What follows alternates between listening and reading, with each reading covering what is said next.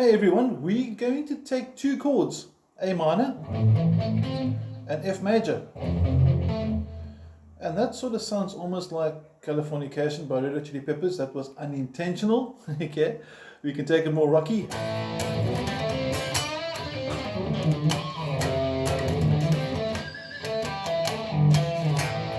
Or you can take it more bluesy if you really want to. You can get more sort of like a diastate sort of knuffler sort of vibe.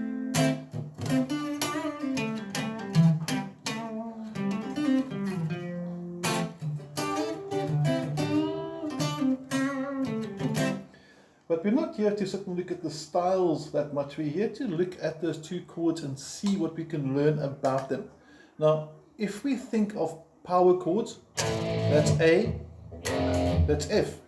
If I play different octaves, A to F, or I can go A to F like that. Now, we might think that these chords are quite far from each other, because if you think about A minor as a bar chord, it's fret 5, and by F it's fret 1. So it's quite a big move, but this is where your PDF file comes in quite important. Okay, you got it in front of you, and we want to take it step by step thoroughly. So this is going to be quite an intense sort of theory session with some nice little lead riffs in between and some nice ideas, some nice exercises.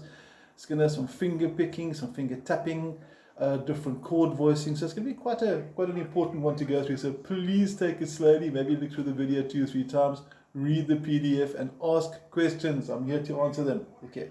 Now we're going to be working in the key of C. Why the key of C? Because it has no sharps or flats. That's the only reason why. There's no other loaded reason why I chose C other than it's got no sharps or flats. Okay. So that means the notes we're playing are simply C, D, E, F, G, A, B, C. And what I did there was just play the C major scale, starting on C. I'll play it slowly, so if you want to learn it, you can. And you'll notice that the same scale starts here. Interesting, huh? So the one lesson to start with is that we need to realize that the guitar has got duplicate notes. Here's C, there's C, which doesn't happen on piano. So that's one of the uniquenesses about a guitar. Okay, it's got duplicate notes. Just to reinforce that, I could have played C there, played C there, C there, C there, and C here, and it's all the same note. Okay, but enough of that. We're going to pick the note A inside the C major scale. Why? Because we can, and because I started with an A minor chord. So A minor starts with A, we take A minor. And what I want us to do for starters is we're going to look at the notes that make up the chord. In other words, what makes up A minor? And you can say it makes up House of the Rising Sun. Not the answer I'm looking for. Okay, we're looking at the notes that make it up. Now, if you play the notes like this, and you've watched Crossroads the movie, and you've seen Steve Vai battle as the devil's guitarist, you've got that opening riff. That's the A minor arpeggio. Let's just learn that quickly, because it's a nice exercise to learn. And if you want to learn the complete thing, Google Eugene's trick bag or WhatsApp me. I just want to teach us this so we can get to also hear the notes as we go through.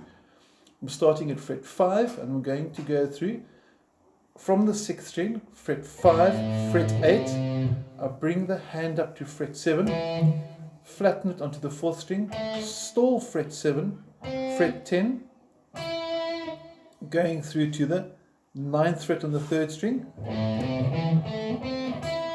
and then I'm going to jump up to fret 10 on the 2nd string. There's another fret 8 on the 1st string, and you finish with the 12th fret at the top. So one more time: 5, 8, 7, 7, 10, 9, 10, 8, 12. And you can return it as well. And you'll notice I returned it slightly differently. I descended different, because that's what Vi did when he did Eugene's trick bag. But back to the original goal of this exercise. The notes inside A minor are A, C, and E. When he goes to the next section, A, C, E, and over here, A, C, E, and I could tap a fret 17 for another A if I wanted to. Okay, so you could do this.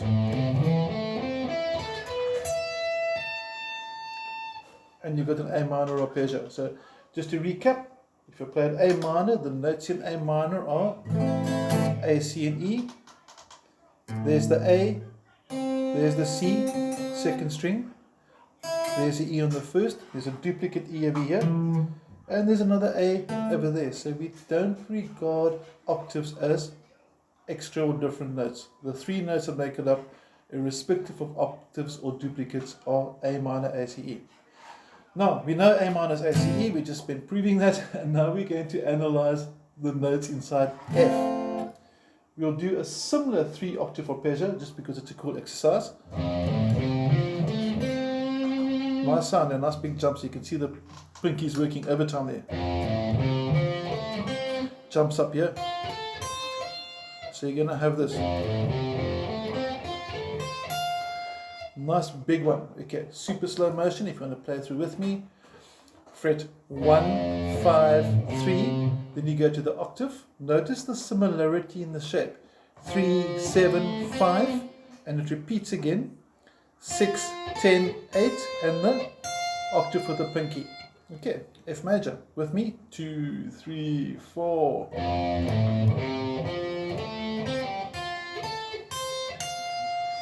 Now there must be a reason why I want us to do this. And the reason is to get to know the notes on the guitar neck, to get your ear trained to hearing the individual notes in A minor and F for this particular study, and to see that A minor and F are not necessarily 4 frets away. Okay, in fact it's only 1 fret away. So you can say, well, okay, I want a refund. How on earth is this 1 fret away? Check this out. A minor is A, C, E, correct? A, C, E.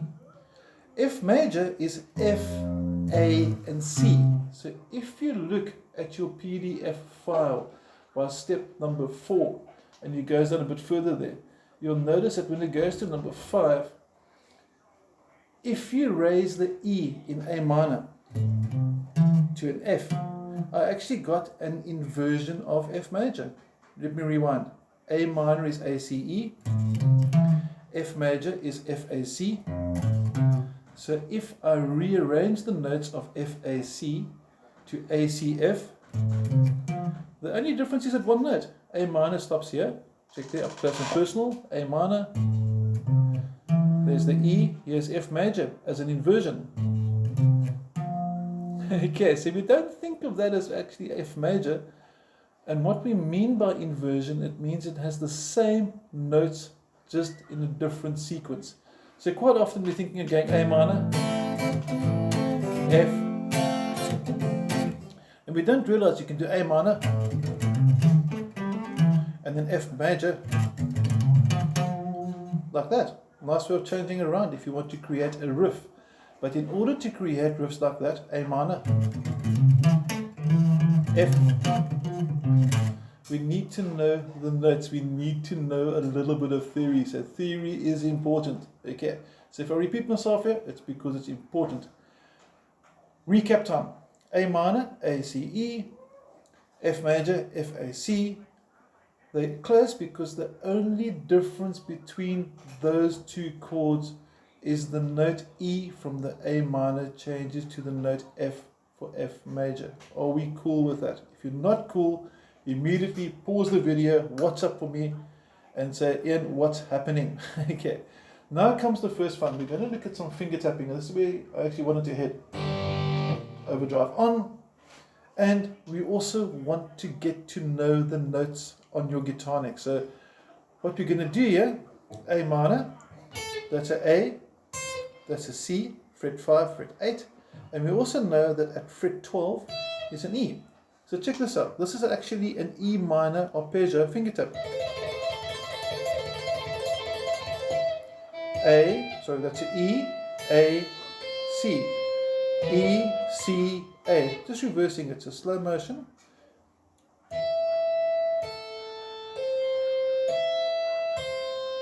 and start again.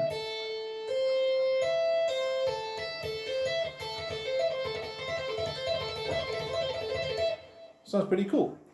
Now we want to go from A minor to F. We know that the only note that changes is it becomes F. So here's A minor, F.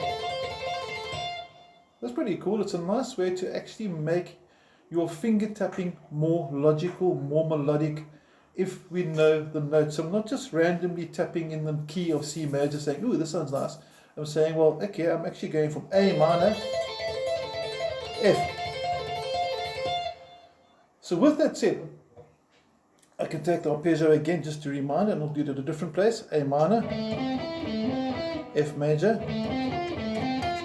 That sounds quite cool. We're trying to keep the voicings closer. Also on the chords, if only one note separates A minor from F, and I know this is A minor because, forgive me for this one,